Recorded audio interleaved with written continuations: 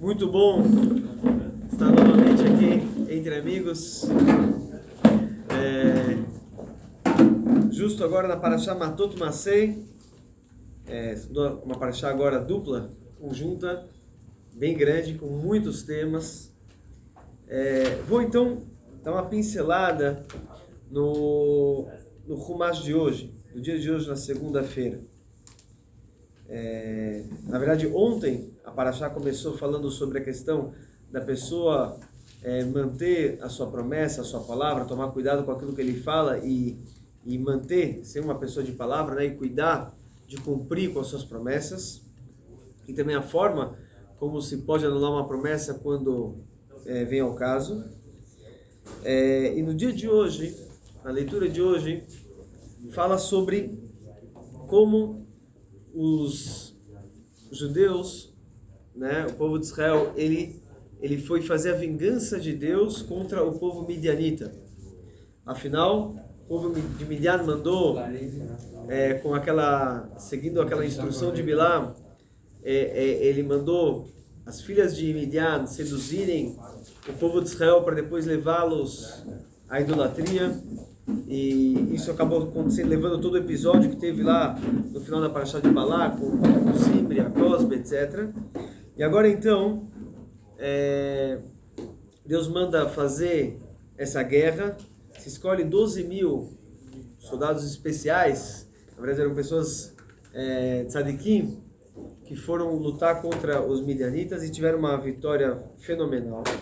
E agora vamos olhar então esse passuco dentro, dois psukim aqui dentro, que eles abrem todo um capítulo inteiro na Halachá, várias Gemarot, vários capítulos, na verdade, de Halachá, que a gente fala de cacherização, são baseados em dois psukim da leitura do dia de hoje.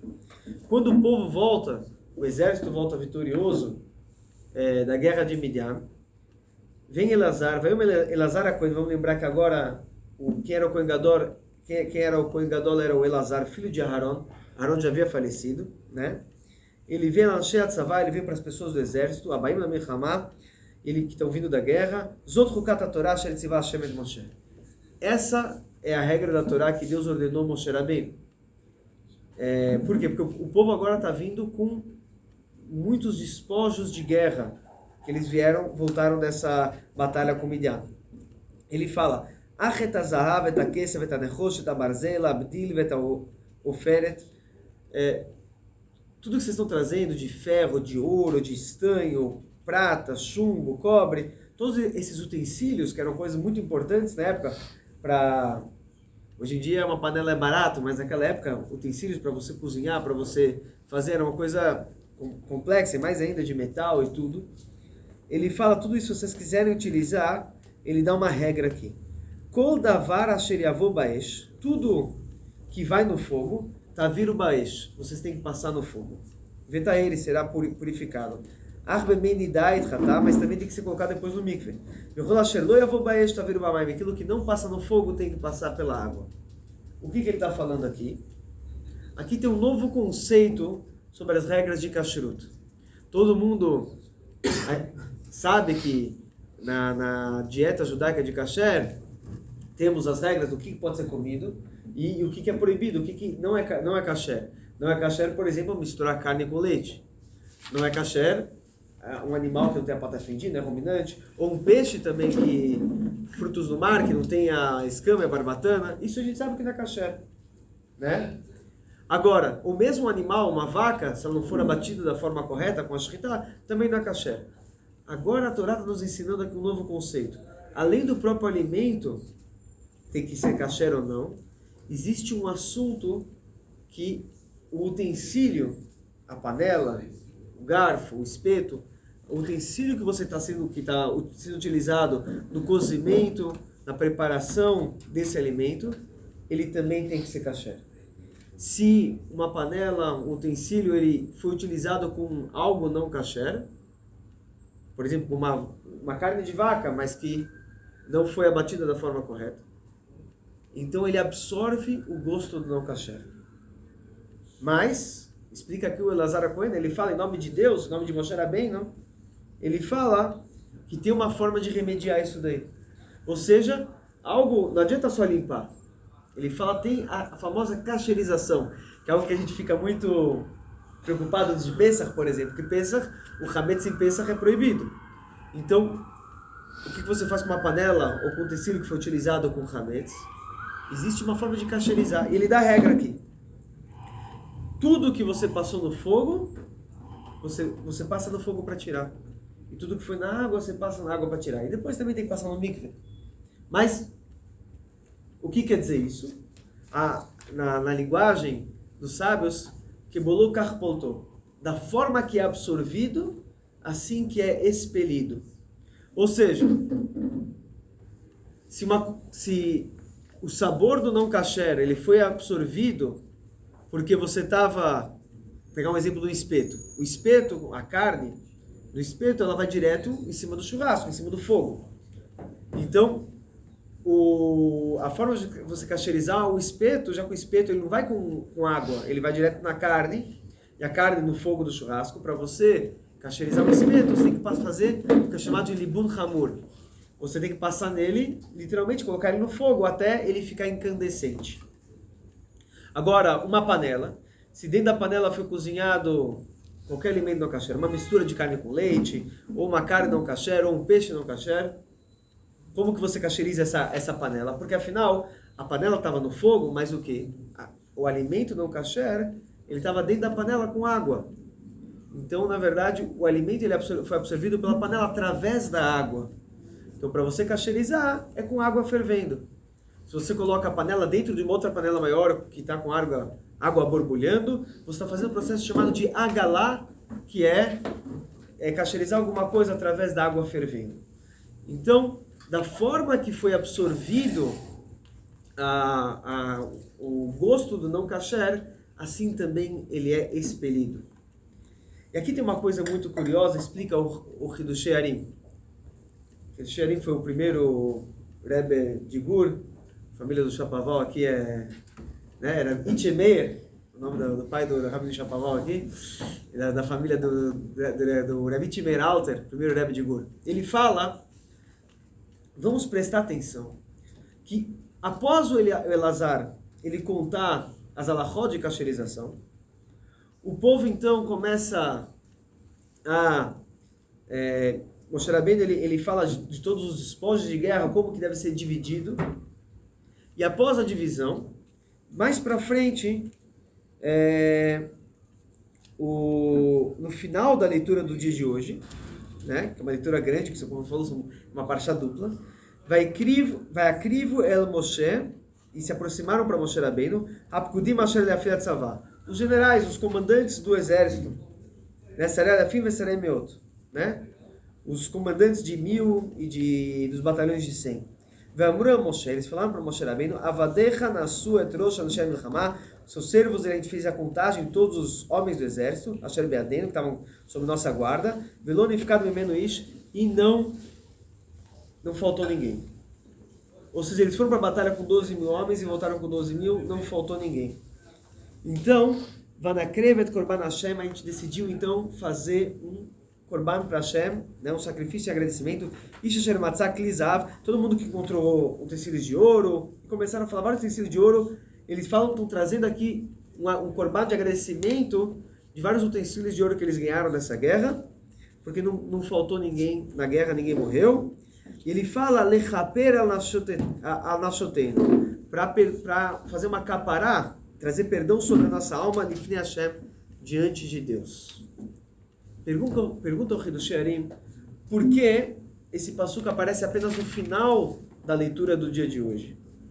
Afinal, assim que eles voltaram de guerra, eles tinham que perceber que não estava faltando ninguém. E já deveriam querer fazer esse korban. Porque eles esperaram primeira coisa, estavam vendo os utensílios, e Elazar teve que falar de como é feita a cacherização, e só então que eles se deram conta de dar esse corban. Ele fala que aqui tem um grande ensinamento. É um ensinamento interessante, porque ele fala que a Torá aqui está trazendo um ensinamento sobre todas as halachot, além que esses dois psukim, eles mudam, né? É bonito de ver como apenas um versículo, ou no caso aqui, dois psukim, eles criam tantos livros e livros de halachá sobre como é feita a cacherização e todo o processo de cacherização. Mas além da própria forma prática da mitzvah de cacherização, como a gente falou, tem também toda a mitzvah, tem várias e várias dimensões. E tem a dimensão aqui psicológica, mística, racídica, cabalística, dessa mitzvah da cacherização. Então, o primeiro conceito que a gente tem que saber é que a comida não kasher, algo não kasher, alimento não kasher, ele não é só aquilo que está aparente. Ele também pode ser algo que não está, pode ser uma panela limpa, totalmente limpa, mas ela não está kasher, porque lá dentro, por detrás da parede da panela, ou dentro das paredes da panela, tem um sabor de não kasher. Se uma vez ela estava num ambiente não kasher, estava cozinhando com algo não kasher, ficou dentro um sabor não kasher. Então, nem tudo é como aparenta ser. A primeira grande lição é que existem coisas que estão por detrás das aparências. Tem um sabor não kasher que está por detrás da aparência e está escondido lá dentro. Mas, não perca as esperanças. Existe tudo que é não kasher que foi absorvido, também pode ser retirado, pode ser expelido. Tem dois materiais que são exceção. Né? Aí é o barro, aí é uma outra... Barro, cerâmica. Isso é. Mas vamos deixar para... Isso é fora desse contexto aqui do show de hoje, mas sim. Aí, na verdade, mesmo assim, tem reterim, Sfaradi, tem... Se você colocar, fazer 7 vezes, mas aí vamos... Aí entra... Isso é para o pessoal que está estudando, acho que tem um shiur aqui que o Rabino Shammai dá, não é? O pessoal que faz smichá aqui com ele, como é que... Não sei, tem um pessoal que faz aí, ele faz isso mais profundamente. Mas, você está certo, existe também formas de tirar, mas... Mas o conceito é que o conceito, tudo é perdido. Isso, o conceito é que quando você... Aquilo que... o primeiro conceito é que existem impurezas que elas podem estar não aparentes. Mas, apesar que as impurezas não estão aparentes, o que se faz com isso? Saiba que também dá para tirar. E a forma de retirar elas é justamente... Diga. Não pode terminar isso. Não. A forma de retirar elas é justamente na forma que foi absorvida. Que bolou carpotô. Na forma que foi absorvida, então existem reterim. Aqui não é o shiur, não é o lugar para falar lahá. Né? Aí para isso tem que falar com a Rabino Shammai, tem que tomar muito cuidado na hora de falar lahá. Principalmente está sendo gravado, então não vou. Mas tem o forno que foi feito barro, tem algumas. Mas isso é melhor deixar para estar sendo gravado. Para lahá, cada um tem que consultar o seu rabino como cacherizar. Diga. Tem uma que... Eu não sei se é exatamente isso, pode entrar na mesma questão da outra pergunta. Mas eu acho que é um pouco pertinente. Porque no Megillah Esther estava falando que 9 anos antes do decreto de Haman, o povo judeu cometeu um pecado de comer algo kasher, feito em cozinha kasher, porém feito por gente idólatra. Por que existe essa proibição da pessoa idólatra que faz a comida, mesmo que ela seja kasher, ela fica treif depois? Não sei se eu me fiz entender. Sim. Não, se fez entender, claro, mas aí tem a questão da própria Ashgachá, aí tem também decreto rabínico, que é contra o Patacum, existe o Bishulakum, são decretos que foram feitos para evitar o casamento entre aproximação. Aproximação, o casamento misto, né? Então, existe um decreto também rabínico além da própria questão, agora, da comida kasher, da preparação da comida ou do pão, que deve ser um pão feito, uma comida feita por um judeu, para é um decreto rabínico para evitar o casamento misto. Mas além disso, o caso lá de Megillah, Além dos casos da Megillah, mas é outro tema, o próprio fato, assim explicou o Rebbe, na verdade, que lá no caso, foi o fato que eles estavam preocupados com as aparências, com o Rei Hashverosh, fazer uma média com o Rei Hashverosh, e o problema era a própria celebração que ele estava fazendo, utilizando os utensílios do templo sagrado, então isso é uma outra questão. Mas tudo bem, voltando ao tema aqui, então, a forma que algo é absorvido, assim ele é expelido. Então, justo como que a forma de remediar é voltando na origem onde teve a impureza. Então aqui tem uma frase famosa que para quem o pessoal Hassid Breslev, eles fazem até música sobre isso, que uma vez veio um Hassid, o Rav Nachman de Breslev, ele falou para o Rebbe, eu estraguei a minha vida. Eu estraguei tudo, eu estraguei minha vida e tudo, não tem mais jeito. Então ele falou, Imatamamin, se você acredita, que você pode estragar, Vadai, com certeza, até a você também pode consertar. Né? Se a pessoa acredita que você tem força para estragar, você também tem a força para consertar. Então, o ponto, explica aqui o Hidush Harim, que, primeira coisa, muitas vezes, as pessoas vivem uma vida de aparência. Ele está preocupada com a imagem que ele está tendo pelo outro, ou que a família tem a imagem para o mundo afora, para o exterior. Ele não está tratando a impureza que pode estar presa dentro das paredes. Por outro lado, obviamente ele não pode ele não precisa ficar também desesperado que tem alguma coisa no cachê lá dentro. Ele tem que saber que a forma de corrigir isso é exatamente da forma que foi absorvido. O que significa?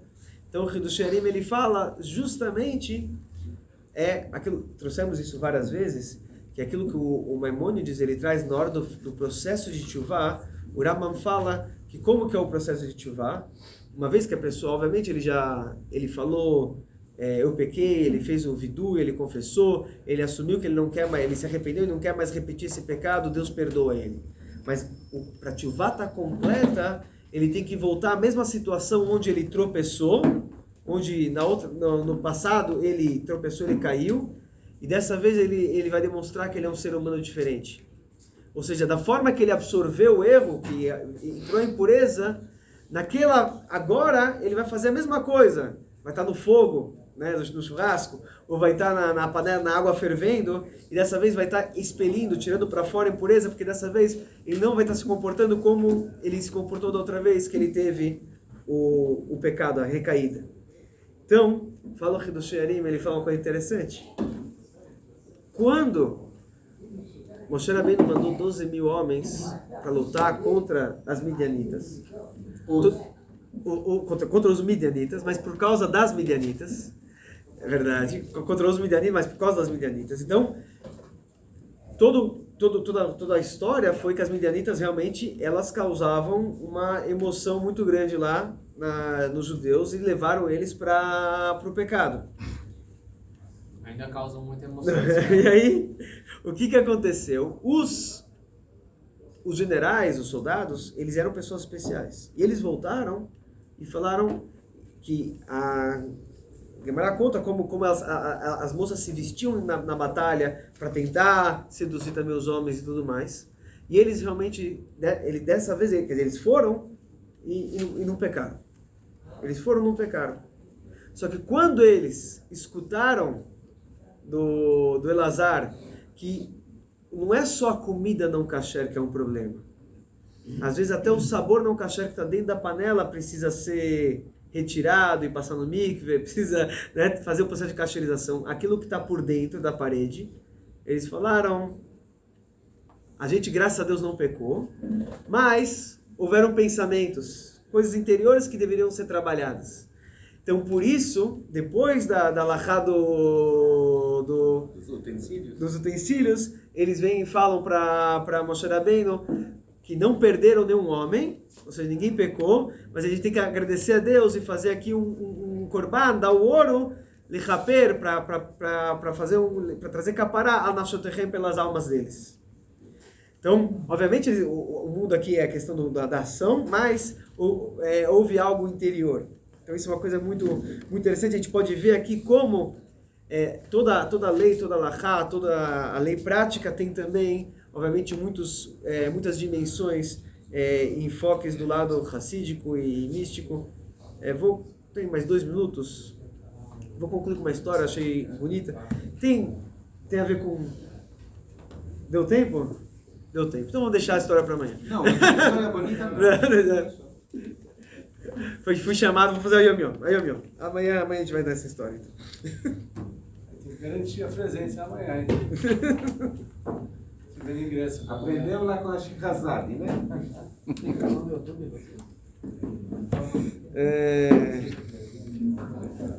A Yom Yom, dia 27 de Tammuz.